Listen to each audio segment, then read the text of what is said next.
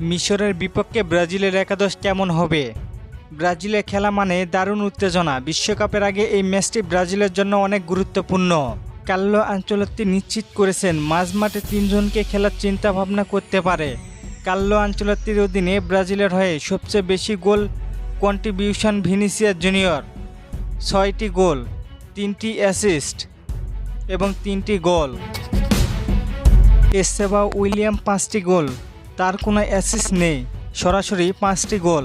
Lucas Paqueta 4টি, 2টি গোল এবং 2টি অ্যাসিস্ট। ব্রুনো গুইমারেস 3টি, 1টি গোল এবং 2টি অ্যাসিস্ট।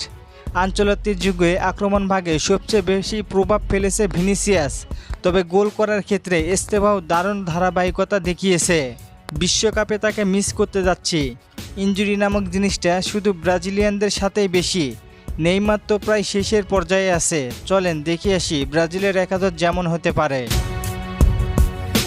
গোলকিপার পজিশনে থাকবেন অ্যালিসন বেকার, ডিফেন্স লাইনে ফিরবেন মার্কোনহোস এবং গ্যাব্রিয়েল মাগালেস, ফুলব্যাকে ইবানিস এবং ডগলাস সান্তোস, মাঝমাঠে ক্যাসমিরোর সাথে ব্রুনো গুইমারেস থাকবেন। তবে পানামার বিপক্ষে ম্যাচে ভালো পারফরমেন্স করার কারণে লুকাস পাকুয়েতা থাকবেন। সে রাফিনহার জায়গায় খেলবেন অ্যাটাকিং মিডে। লেফট উইঙ্গে ভিনিসিয়াস বিশ্রামে থাকতে পারে। এক ম্যাচ না খেলে গ্যাব্রিয়েল মার্টিনেল্লিকে দিয়ে শুরু করতে পারেন কোচ কার্লো আনচেলত্তি। রাইট উইঙ্গে থাকবেন রাফিনহা, এদের সাথে নাম্বার 9 পজিশনে থাকবেন ম্যাথিউস কুনহা। অ্যাটাকিং মিড এবং নাম্বার 9 দুই দিকে এগিয়ে আছে ম্যাথিউস কুনহা। মিশরের বিপক্ষে এমনই হতে যাচ্ছে শুরুর একাদশ।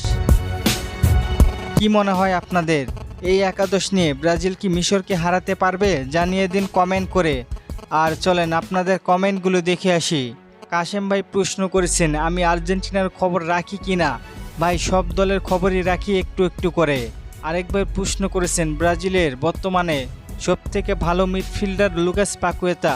ভাই ঠিক, এক সময় তাকে নিয়ে অনেক সমালোচনা হয়েছে। আরেক ভাই প্রশ্ন করেছেন ভাই অ্যাপস কিভাবে ডাউনলোড করব? ভাই গুগল থেকে। আর আপনারা অনেকে জার্সি অর্ডার করছেন আমাদের থেকে। আর আমার ভালোবাসার মানুষগুলো টিকটকে আলাম ভাই এবং নাজমুল ভাইকে সবাই সাপোর্ট করবেন। ধন্যবাদ সবাইকে প্রশ্ন করার জন্য। আর ফুটবলকে নিয়ে নতুন কোনো প্রশ্ন থাকলে করতে পারেন, পরবর্তী ভিডিওতে রিপ্লাই করব। ধন্যবাদ।